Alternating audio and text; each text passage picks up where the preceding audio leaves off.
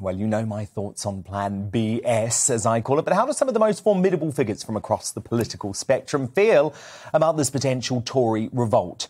In a moment, I'll bring in former Conservative Minister turned Reform UK politician Anne Widdecombe, who'll be going head-to-head with Boris Johnson's predecessor as London Mayor and a Labour Party veteran, Ken Livingstone. But as ever, I want to give a voice to you. Should MPs vote for Plan B? You can vote now in our poll on the GB News page on Twitter. Drop me your emails to dan@gbnews.uk. And Widdecombe, I'm going to come to you first. We're talking about potentially 80 Tory MPs now voting against Plan B, saying no to vaccine passports. This is a significant rebellion. Do you feel like they're doing the right thing? Yes, it is. Can I just throw in as an aside, I am not a member of the Reform Party. That is a misunderstanding. Sorry, no, you were a Brexit Party MEP, of course, and are now Reform. So I think that's where the confusion came from. Thank you, Anne. Yeah, I just wanted to make that clear. Yes. But let me answer your question. I think, of course, MPs should vote against this for two reasons. You've got to ask yourself why on earth there is panic now over a variant that is mild. And it's panic for two reasons. The first is, well, just in case. Well, if you're going to say, just in case, we need to take these extreme measures, then you're going to be crashing the economy at regular intervals, because every time this mutates, and it will mutate, because that's the nature of a virus, we're going to have a just in case scenario. We actually know that this is mild at the moment. And, you know, the idea that there's been one death with COVID, and we don't know the other details of that death, is not cause for panic. The second thing that's going on, and I think is the much more pressing motivation, is frankly backside covering. You know, Boris was criticised heavily for not acting fast enough when COVID first struck, and so now he tries to get ahead of the game every time. But we cannot go on crashing the economy, wrecking education, creating huge queues for cancer treatment, neglecting people in favour of trying to prevent COVID. We can't go on doing that. Now, you know, I speak as somebody who lost a very close friend to COVID, and it was COVID. But I also lost the son of a relative to suicide because he couldn't take the lockdowns. We need to be serious about this, but you've got to get things in proportion. And my view is tomorrow's proposals are disproportionate, and Tory MPs must vote against. Ken Livingstone, why do you think Labour MPs are doing the right thing by backing the government here? Because if Labour were to oppose these measures, they probably wouldn't go through. Well, it's not often I agree with Boris Johnson, but literally you've got to do this. I mean, if you look back, this is the worst disease crisis we've had for 100 years, since the Spanish flu, which killed at least 50 million people around the world. This is worse than the AIDS crisis 40 years ago. And the tragedy is we were about the last country in Europe to go into a lockdown. And we had the worst death toll, much worse than France or Germany. Our Prime Minister was so slow to deal with this. I mean, the first three ministerial meetings to discuss responding to this crisis, he didn't bother to attend them. And that is fairly typical, Boris. He's the most incompetent Prime Minister I have seen in my lifetime.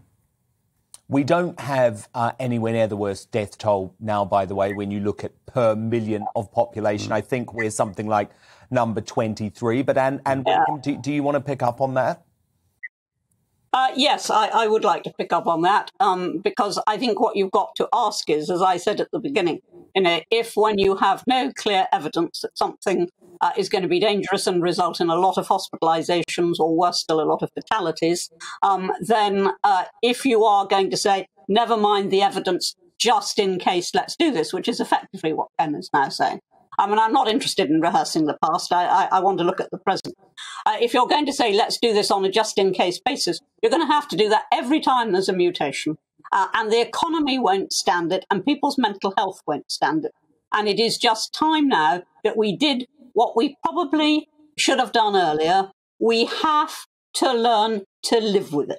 That means not being rash, but exercising our own judgment every single time. And you know, all the row about the party in Downing Street, They exercised judgment. They said, well, look, we've all been working together for ages now. And what difference does it make if we got a glass in our hand instead of a file in our hands? But, of course, they wouldn't allow the population to make that sort of mature and careful judgment. In other words, they were the grown-ups and we were the kids, or they were the prefects and we were the third form.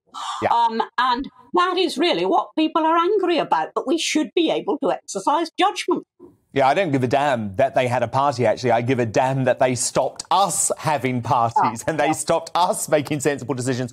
Ken Livingstone, what do you say to business owners who simply will not survive if there are these continued work-from-home measures and continued effective lockdowns by stealth? I think we should have gone into the lockdown earlier. It should have been much tighter rules, and we would have saved thousands of lives. And the real tragedy of this now is we may be lucky. It may be the virus, doesn't mutate into something more dangerous, but it could mutate into something that starts to kill hundreds of thousands of people. And that's what this virus is mutating. But Ken, there's no evidence of that. That's scaremongering, propagating that, because at the moment the evidence from South Africa is actually that it's a far milder version of COVID. It could actually be a really positive thing. That's absolutely right. What's happening in South Africa is good. But this virus mutates all the time. And next month or next year, it could go into something much more dangerous. And that's what we've got to prepare for. Ken, would you keep the country in a perpetual cycle of lockdowns? Absolutely. Literally, I went and got my first jab back in January. And I got my booster dose about 2 months ago. I was right at the front of this. Because when I left school, I spent 8 years working in a cancer unit attached to the Royal Marsden Hospital. So all my thinking was defined by being in the NHS. I know the risk of this virus. If we're lucky, it will not be too bad. So we should be locked down now, Ken? Absolutely. We should have been in lockdown months before we did. And then how long do we stay in lockdown, Ken? Until we get control of the virus. Because, yes... But the Spanish flu that you speak about still kills thousands of people a year. But it's right to say this is damaging for the economy. Of course it is. But you could have hundreds of thousands of people dying. The numbers have died already. The numbers of people you see being interviewed. And there's no evidence to suggest we're going to have hundreds of thousands of people dying from COVID. I would argue, and that if we take the Ken Livingstone approach of perpetual lockdowns, we'll have hundreds of thousands of people dying as a result of the poverty caused by lockdowns. No one needs to die because of poverty. The government needs to provide support. Well, Ken wants that out. Yeah, I'm just addressing Ken straightforwardly now. A perpetual lockdown, Ken. What is going to happen to the economy? What is going to happen to people's mental health? What is going to happen to the cancer queues? What is going to happen to kids' education in a perpetual lockdown? Thank God Boris hasn't proposed that.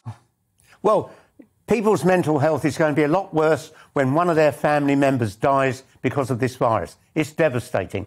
And the real danger is it can get dramatically worse. We don't know.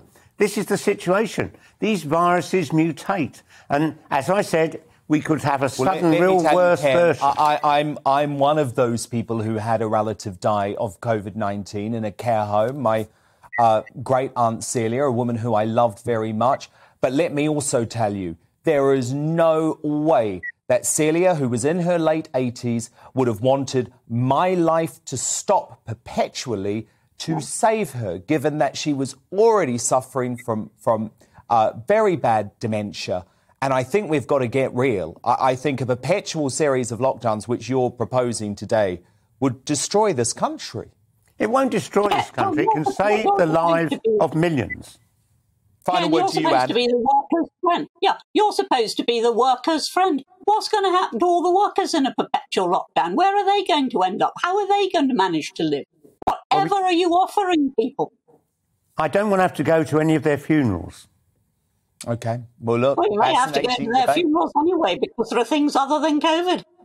And people, unfortunately do die. But look, it's a fascinating debate that's going up and down all over the country. Two political heavyweights with me. Thank you to the Conservative Minister turned Brexit Party MEP Anne Widdecombe and Boris Johnson's predecessor as London Mayor and Labour Party veteran Ken Livingstone. Thank you both.